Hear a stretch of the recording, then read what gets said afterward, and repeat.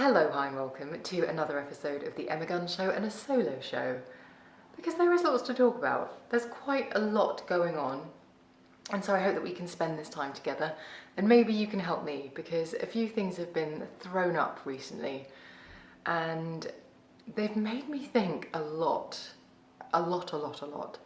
about many things, some of which we've talked before about at length on this podcast. And it's been a little bit confronting to realise that there is still work to be done. And also just a bigger question about the state of the world, given that on the day that this will air, we are a week away from the US election. And so much seems to be going on, and so much seems to be happening in plain sight that should appall people. And it's baffling to me that it doesn't. It baffles me that instead it has surging support, but let's get on to that. So it has been a few days since we last caught up with each other, and as you know, I am trying something a little bit new with this. So in addition to being able to enjoy this podcast on your usual preferred audio platform, I am also very informally sitting in my living room with my microphone, with my Natural Edition television on, my Natural Edition t-shirt on, having just Dyson air wrapped my hair, and I am in fact too comfortable. I've just had to correct my posture to also talk down the lens, so that if you should wish to enjoy this on YouTube. And actually I want to take a minute to say thank you to everybody who has been in touch about the YouTube, because quite a few people have discovered the show as a result, and like the informality of it, and some listeners who have been listening for a long time have said they're still listening, but they've kind of got it on the TV as they're doing housework. So as much as they're listening, they're also kind of every now and again looking up. Anyway, it's been really lovely to hear that making these little changes, or making a change like this, is something that you are welcoming warmly. So please do know that I appreciate the time that anyone takes to get in touch with me. So thank you so much. And I think, speaking of something that a lot of you got in touch with me about over the last few days, is the episode of the podcast I did last week, the bullet points, where I talked about and shared the question that I had asked my trainers, Emma Story-Gordon and Chloe Madeley, because I was feeling a little bit despondent, a little bit unmotivated, and a little bit flat, because I am maintaining a significant weight loss of 40 pounds, and just felt like if I gained a pound in a week, I'd be disappointed. If it stayed the same, I'd be disappointed. And I was still working out and all of these things. And it's so obvious. It's one of those things that you realise that it doesn't matter how much you think you've recovered with something, it doesn't matter how much work you think you have done, you're never done. You're always learning, or one must always be open to learning. Because as soon as I wrote the question, and I wrote it out there, and I thought, okay, I've written this is rational, I feel flat, I have been overweight most of my life, therefore I have a worry about relapsing or going back to being overweight, which is a state I didn't find physically comfortable, and it caused me a lot of worry and made me feel less than. I have been wearing that, if you like, even though I have so much data now of not being that weight. Like, I think I said on last week's episode that I've maintained my weight for a year, but it's actually been over that. It's been about 18 months.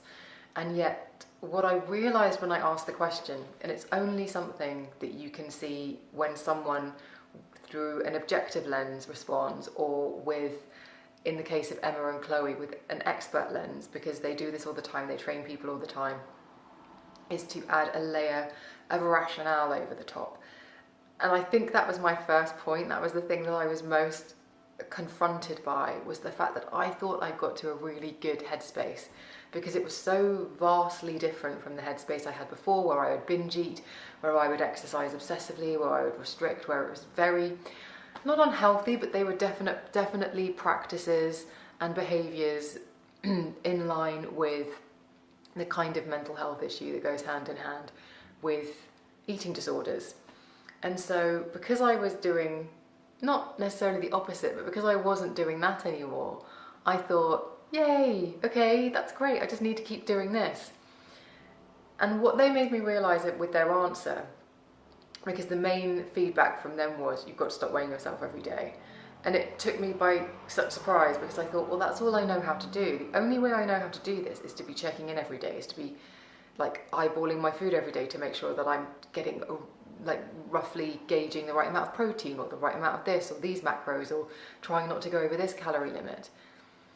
And to hear them say, you have to turn that off and find a performance goal, like get stronger, like do all the but stop thinking about the weight loss or the weight, made me realize that I was still engaged with something obsessive, even though it was positive obsessive for me, and that's something that I need to work on. And I will be completely honest and say that when I made the decision to very consciously change my lifestyle in order to lose weight and to do it in a way that I hadn't done before so that it would last, I was excited.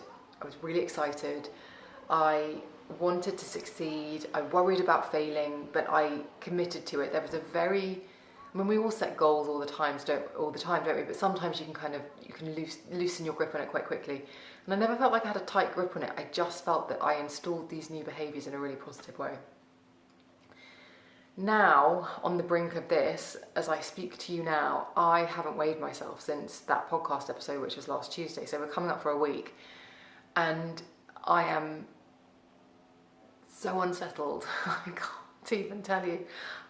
Because to me, that behaviour of not weighing, because I rewired my hardwiring, it was such a positive thing. And the only data I have of not weighing myself, like life data if you like, is from when I was in denial, ignoring the scales, but also engaging in unhelpful behaviours around food. Now I'm not doing that anymore. I'm no longer engaging in unhelpful behaviours around food. I'm no longer binge eating. I am no longer doing all of the things that I would have done previously. But because I'm not weighing myself, there's a sort of a fear, a feeling that perhaps it's all going to go south again, even though I can rationally look at it and say, just because you're not collecting the information, just because you're not collecting that daily data anymore, that doesn't mean that everything's going to spiral, because your behaviours have stayed the same. So if you've been maintaining your weight for 18 months, and yet you've been collecting that data, then it would stand to reason that if you just behaved in the way that you've been behaving, everything will stay the same. That's rational, right? But my brain, I have to be honest, it's been a little bit up and down over the last week, because I've wanted to talk about it, I've wanted to think about it, I've stood outside the bathroom thinking, well, just weigh yourself just to check. So, and then I think, well, that is an obsessive behaviour, so this is what we're trying to unpick, this is what we're trying to untangle. And even if you engage in something obsessively, even if it's positive, it's still not entirely positive, is it? And it just made me realise something. And I don't know if this will chime with any of you, but I would say that I am very much somebody who is governed by, let me rephrase that, I am very much somebody whose life choices are governed by a programming which is fear-based. So I think I grew up in a very sheltered, very quiet village, didn't go out. And instead of being one of those people who, when they did eventually get a taste of freedom, went absolutely wild, I did the absolute opposite. I was almost petrified. It was like I'd spent too long not doing it, that when I did sort of dip my toe into a rave or a party, I thought, oh, this feels a bit creepy, I just want to be back at home. And so that is something that I have always done. I've always kind of chosen safety. I don't feel comfortable in environments that scare me, and I know that nobody does, but that sort of thing, I think I've just developed this sort of inbuilt system of my early warning system kicks in way earlier than most other people's, I would say, unless you're also agreeing with what I'm saying, in which case please do email me, office@emmaguns.com, and make me feel a little bit better about this. But even to the point where I had a school reunion earlier on in the year, and we're all in our late 40s, obviously, it's been 20 odd years, 27 years I think it was. No, it would have been more, 29. Ugh. Anyway, so as we sat around this big table, there must have been about 20, 25 of us, loads of the girls were getting out all these big envelopes from Boots and all the places where you used to get your pictures developed, and they're putting all these photos on the table from school, from going to pubs and things, and I'm like, I'm not in any of those. I didn't participate. And so I think I've got a really bad, just don't think I'm very good at participating, which brings me on to something else that we'll be talking about. But what I mean is I think that kind of inbuilt this fear-based system of living. And I've said it before, like I remember saying in therapy to my therapist once, I was like, I think I live my life with the brakes on. Or I'm the sort of person who will always hold on to the sides, or will always say stay close to the sides. The person who will always drive in the slow lane so that they can get off the road easy is that kind of person. And it's not something I really truthfully like about myself very much, but it's something that I try to push against. And I remember when Raphael Rowe had me on his podcast and I talked about this, he was like, but I don't get it, but some of the stuff that you've done, like it doesn't make any sense that you would be governed by this sort of fear, or you'd be working from this sort of framework, emotionally delicate framework, because when you sort of list out what you've done in your life, it doesn't seem like fear has been part of it. And then I was thinking about that. I had a long drive this weekend, and I was thinking, I wonder why. Like, because I suppose if you look at it, like scared girl from the village suddenly goes out to London, bright lights, big city, works on a magazine and celebrities, blah, blah, blah. And I thought, I wonder whether that felt more palatable, because celebrities are familiar. Like, it's not like going somewhere and you don't know anybody and you have to introduce yourself or make new connections. It's almost as though I went into a world where kind of, I don't know, it's like those part-baked baguettes that you can get in the supermarket. Like, it was already partially cooked. It was already sort of pre-prepped, or it was already primed. I don't know. But in relation to the conversation about weight loss and my mental state around emotional eating and all of those sorts of things, listening to what Chloe and Emma said on their podcast, and I'll put the link in the notes underneath this video and in the podcast, I wondered whether the fear was governing my recovery more than I realised. Because it's almost as though with the weight loss, for example, I reached my destination, or I never really decided what my destination was going to be, because I didn't, like, as much as it has been a number, like even this morning I was getting dressed and I'm really bloated this morning, and I was looking at myself and I was like, oh, that's gross. And I was like, this is the vocabulary I was using. I was like, oh, that's gross, like your stomach's really bloated, ugh. And then again, within 2 seconds, my brain thought, get on the scales and see how much damage you've done. Get on the and I just thought, no, you can't do any of that. But I'm just wondering about this fear-based approach, and I thought, it's almost as if I got to my destination, which was to fit in the kind of clothes I wanted to fit into and to be hovering around a certain weight, and it felt really flat. But instead of going, I've done that, I shall now move on, I was so scared about losing it that I've never let go of the goal. So for the last 18 months, the weighing in daily, as much as it has been about seeing off those negative behaviours around food from taking hold, it has been about that for me. It has been about, oh, I can watch this and know where I need to pull back or where I can relax a bit, that kind of thing. It has been really useful. But I wonder whether part of it as well has been about this sort of the fear of going back to what I was before, because I really didn't like it, and it really scares me. And Chloe actually said on the C Method podcast, she said she doesn't know anyone who has been obese and who has lost weight who doesn't fear going back there daily. So I think that is obviously quite normal. But when I started to think about the goal as like a destination, I thought, so basically for the last 18 months, it's as though I got to where I wanted to be. And let's just use an analogy. Let's just say instead of a weight loss goal, it was a place in the world I wanted to go. So it's like I booked a flight and I put in the effort. I travelled to where I wanted to get to. And then I didn't leave the airport. So for the last 18 months, I've just been bumbling around the airport, not enjoying it really, or not, or I don't know, or worrying that if I leave the airport, I'll get further away from it, or I won't enjoy it, or something. I don't know what it is, but it definitely made me think this is much bigger than just you reached your goal, then you didn't know what to do next. With all of that said though, I do think there is something to be said for having another goal in mind. Now, whether that's weight loss or whether that's a performance goal, I tried to do some press-ups last week.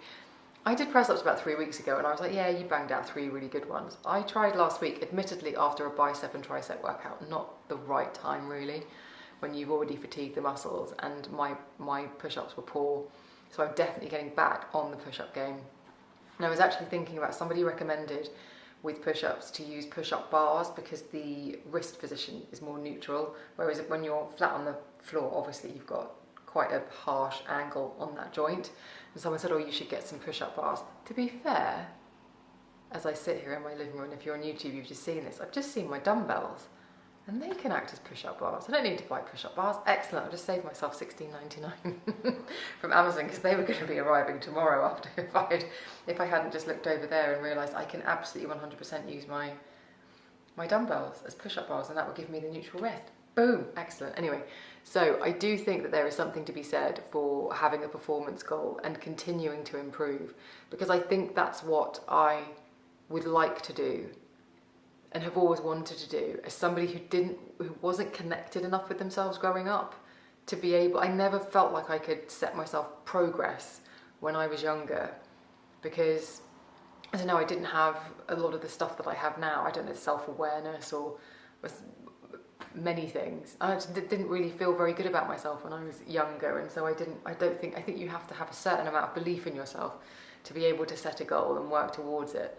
And so I'm thinking about the other things that I could be doing, whether it is push-ups or whether I need to look at the bigger picture.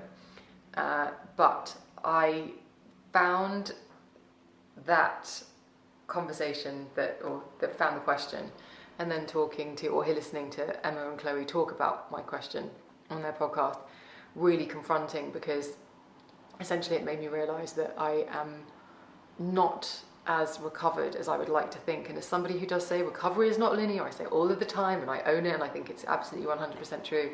It was just a little bit disconcerting to realise that perhaps I'm not as recovered as I thought I was. And equally, I think, because, and I've mentioned this before, and I won't linger on it because I really don't want to give it too much airtime, but sometimes, particularly with weight loss, I think people's weight loss journeys can trigger other people. And I think there's something that we can see in the world called Khloe Kardashian effect, where for a really long time, Khloe Kardashian was the Kardashian that most of us identified with, because she was real. She still is. She speaks her mind. She's actually the most pragmatic and the most compassionate of all of them, from what you see on the mediums that they allow you to see. But she also had physical challenges, which is something so universal to many women. And so she was because she wasn't the petite, tiny Kim or Courtney, she was the one that we could relate to, because she had a big bum and she struggled with her weight, which she was very open about on the reality show. And then she got herself together and she was like, right, I want to do this, and I want to do this, and I want to look like this. And it's been very obvious that she's made it a huge part of her life. She has made massive, massive changes in order to be a certain way, to look a certain way, and forget about the surgery conversation and all of the treatments and whatever else might be going on. The simple fact is, she committed to making physical changes, to becoming strong physically, and as we saw in tandem with all of that was the physical transformation was an emotional and mental one, and it was really wonderful to see. But when she started looking like a supermodel, people started to turn against her, and a lot of those people were the ones who had championed her because of her imperfections. And then when she seemed to make leaps and bounds of progress, it did bother people. Now, I'm not saying I'm Khloe Kardashian, but I've definitely had pushback from people, like I would say body positivity space, but I don't even believe that that's a space that exists. I just think that they are, when somebody who is bigger loses weight, it triggers them because it perhaps highlights what they would like to do or have failed to do, or that they think that it compounds this idea that being smaller or leaner is better, and that is an uncomfortable reality for them. And some people in that space, when I was being open about the journey that I was on and whatever, said that I still had an eating disorder. Now, I don't believe that that's true, despite everything I've said in this episode, but I do think that instead of disordered eating, I probably did switch to something disordered thinking about eating, but something that wasn't being acting on. Like, it was still taking up a lot of mental and emotional real estate because of that fear of it all coming back. So it was almost as if I was reminding myself what disordered eating would look like in my brain, but then I wasn't doing it. And so now I need to release the stuff that's kind of been stored in my hard drive, in my brain, and delete those files and release them, trusting the fact that a virus, why the computer analogy, but a computer virus isn't going to suddenly get in and make me forget that the behaviours that I engaged in before led to weight gain. Anyway, it's just very confronting. But the main thing I would say as well, for you, my most excellent listeners, is that I would never have come to that realisation without a conversation with coaches. And so I think it's incredibly useful to be vulnerable, because it's not like that question hadn't been on the tip of my tongue for a few months, but also to have people who are experts in this kind of thing, or whatever the thing is that's important to you, and to be able to candidly and openly have a conversation with them and say, this is bothering me, and I think I'm doing okay, but I really need your perspective, because without the perspective from Emma and Chloe, I wouldn't have been able to make the mental shifts. And it feels like mental gymnastics at the moment, I'm not going to lie. Like, I have such a routine in the morning, which is to get up, have my coffee, meditate, go to the bathroom, work out, and in and amongst all of that I weigh myself. And to take out a big chunk of that routine, the muscle memory of that routine, is quite a big shift. And so there are some mental gymnastics going on. But I am trusting, I have to trust, in the way that I trusted that making the changes that led to the weight loss, I have to trust that making these changes will only compound and hopefully strengthen the recovery and the changes as I move on, and I can live my life without being governed by what were the scales going to say today, because it's almost as if I am so used to being scared or being accountable, or someone's going to be cross with me, that I'm putting myself in situations where I can show my failure to myself, and I'm not entirely sure that that's healthy. So I'm really glad that I'm seeing Emma this week, actually, because we'll talk it through again, I'm sure, briefly, while we talk about 100 other things.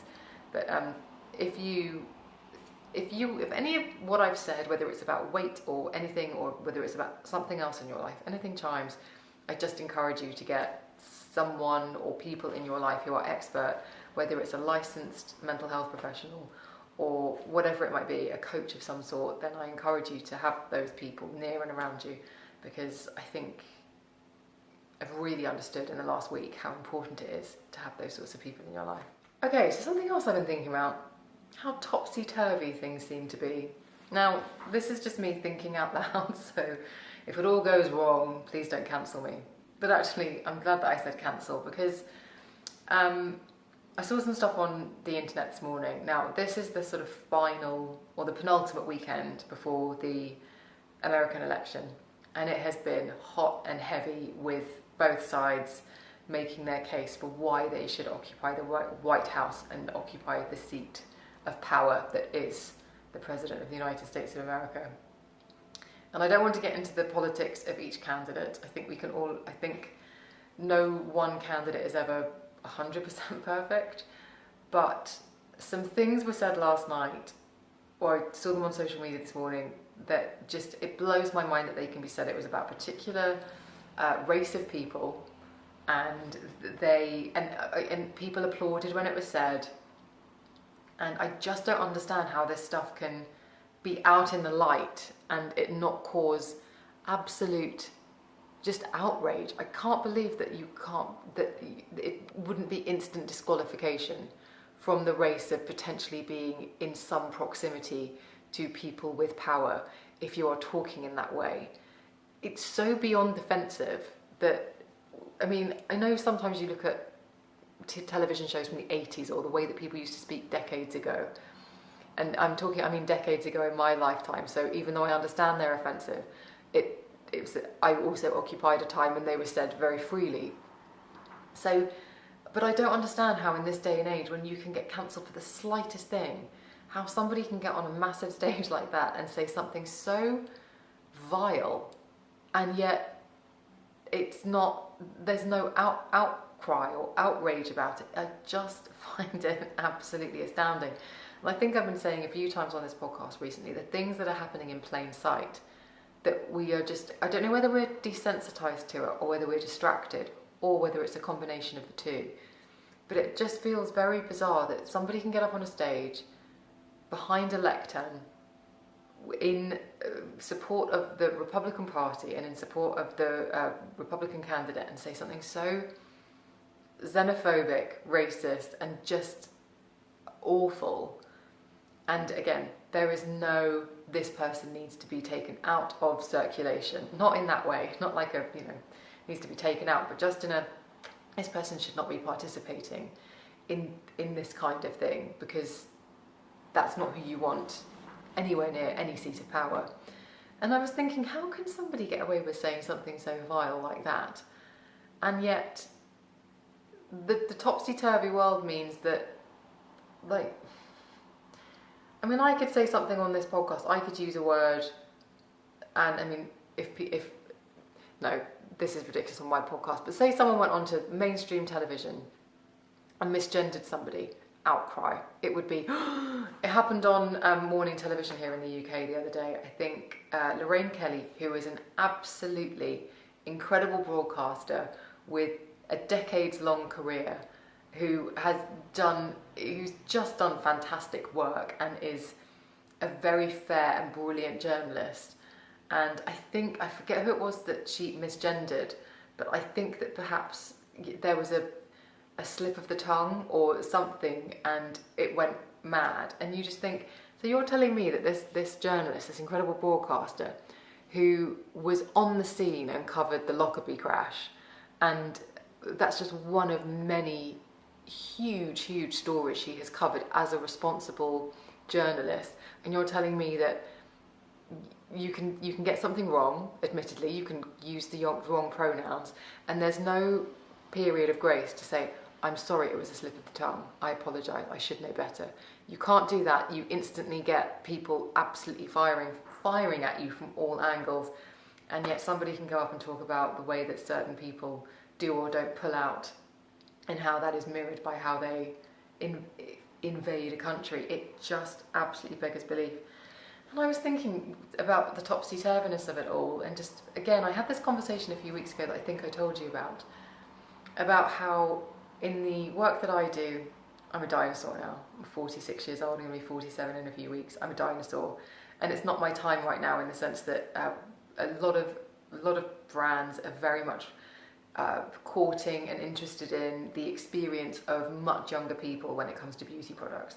So for someone like me, that's frustrating, because I think, well, I can't look like a 20-year-old putting serum on my face in a 20-second reel on Instagram that will sell your product, but I can create a 6-minute reel where I talk about the actual benefits of that product, and I bring in my 25 years of experience to hopefully put it into the hands of the right people, so that they think, next time I see that, I'm going to go and buy that. And there's one is valued more than the other. And it was making me think about how, when I had that conversation at a lunch recently, and a girl I was sitting next to was saying, the thing is that for people who are slightly older, they remember the years that you had to do, you accepted, it was part of the equation, you accepted that you did grunt work, you accepted that to get noticed, you had to almost be the dog's body.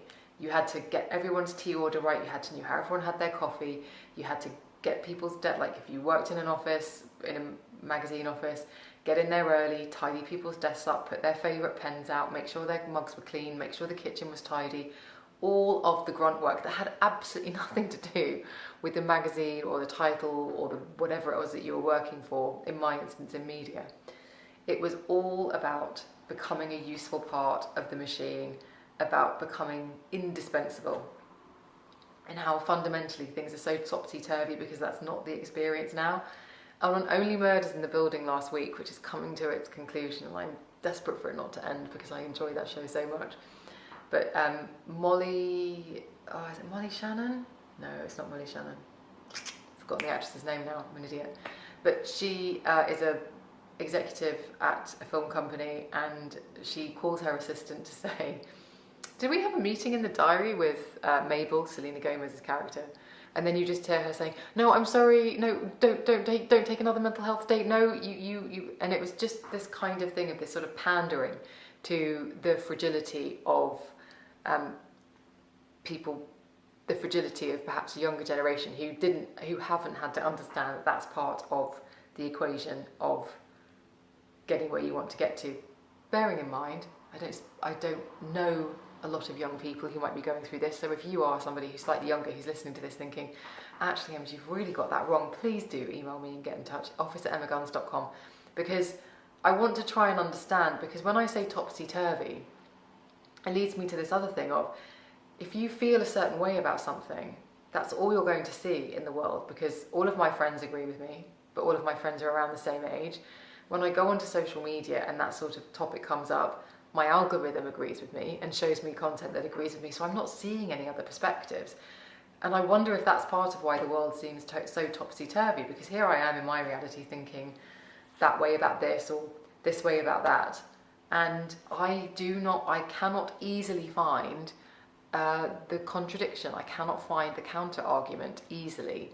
And therefore, my conviction in how I feel and think the world is just gets stronger and stronger and stronger and stronger, because I'm like, everyone around me feels the same way. And when I go on TikTok, they tell me the thing. And when I see it on Instagram, they say that too. But it's because of what we're not seeing. And I do think there's something to be said for this world being so topsy-turvy now. We seem to be shown things that upset us, trigger us, and shock us. And yet, because we're seeing things that upset and shock and just offend us all the time, it's almost like we're used to it. It's like, yeah, I'm going to go onto TikTok and I'm going to find some recipes, but I'm also pretty sure I'm going to be offended. I'm going to be triggered. I'm going to send a link to something to a friend who I know is like-minded and say what an idiot the person who is on this is, and that's how it rolls. And I'm wondering how you break that cycle, because social media is not going anywhere, my phone's not going anywhere. So how do we break this cycle? Because it feels so topsy-turvy. And I want to try to invite the counter-argument in. So I'm going to be doing some stuff. I'm going to be going on social media and specifically looking for things to see if I can find anything. Because as much as there's memes about younger generation making fun of boomers or Gen Xers, and there's plenty of Gen Xers making fun of Gen Alphas, like, what does that really get us? Neither reality is invalid, but it's like, how can they work together? And it feels like at the moment that everything is in conflict and a little bit topsy-turvy.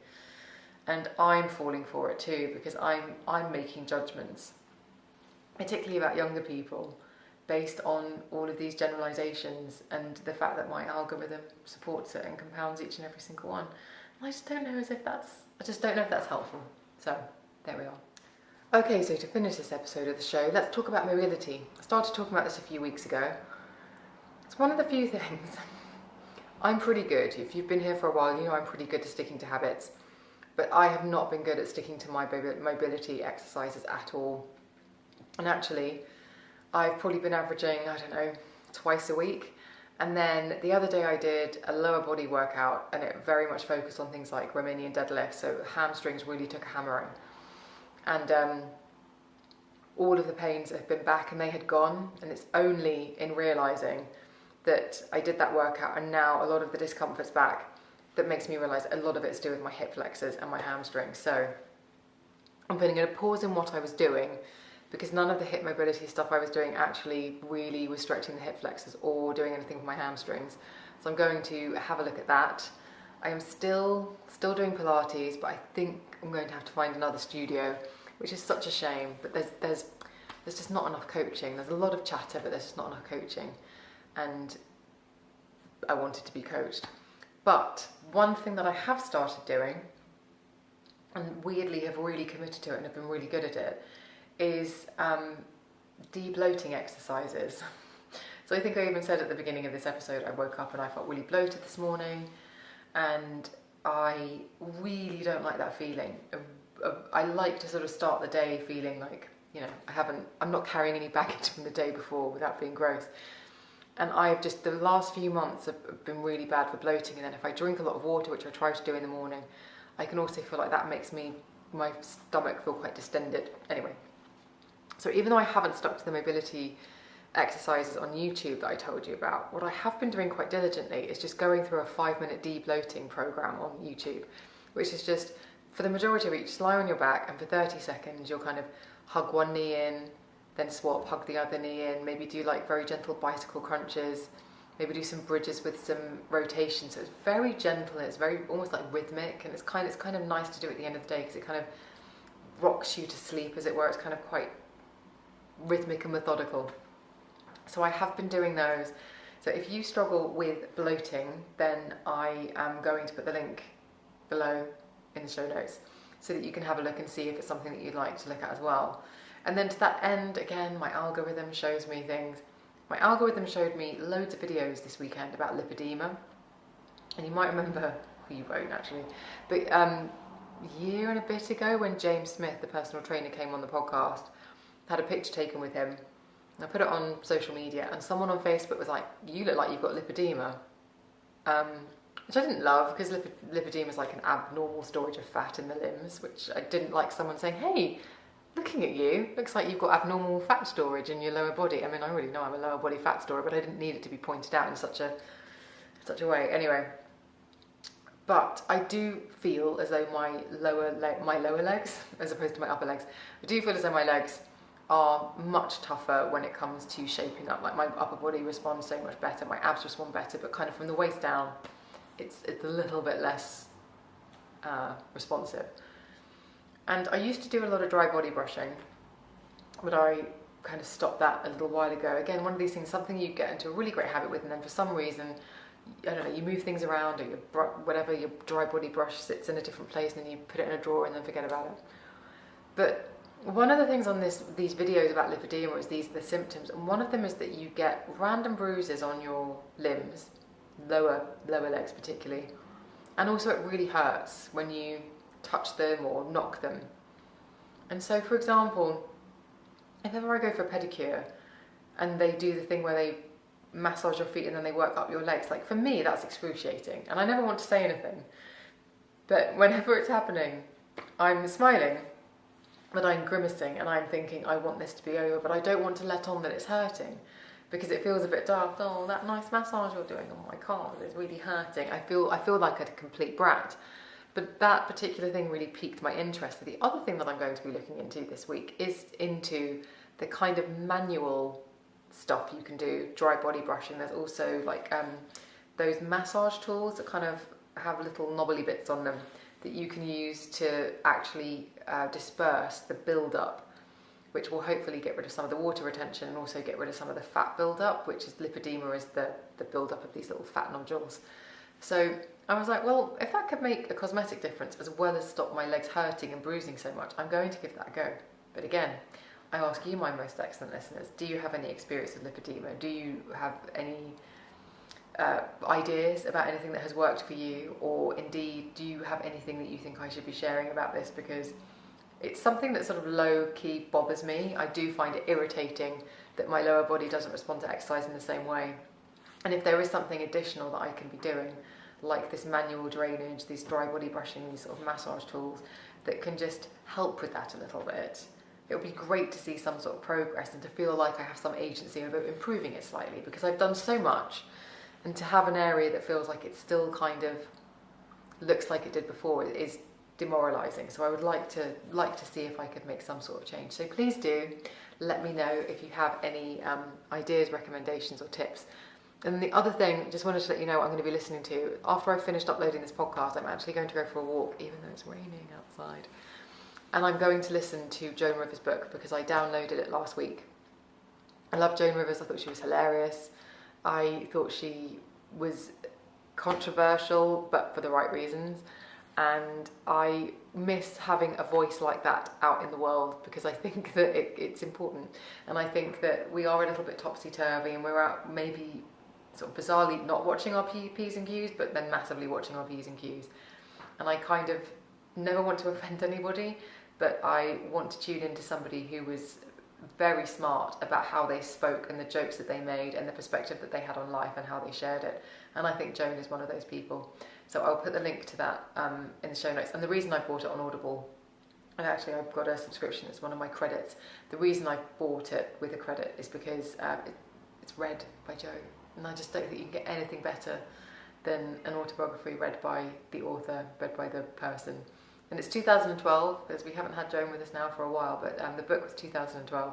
So I'm so excited to get stuck in. So if you have any recommendations for anything like that, any good audiobooks or any good kind of, those sorts of people who perhaps we've lost, or whose perhaps voices we don't hear anymore, but who had a very good steer on things and who were whip smart, but probably wouldn't make it in this day and age of wokery, then please do let me know. Get in touch, office@emmaguns.com, or DM me on Instagram and Twitter, or comment underneath on this video. I know you can't comment on podcasts, which is a shame, but comment underneath the video if you're watching on YouTube, and let me know what you think. But in the meantime, thank you so much for listening, and thank you so much for watching.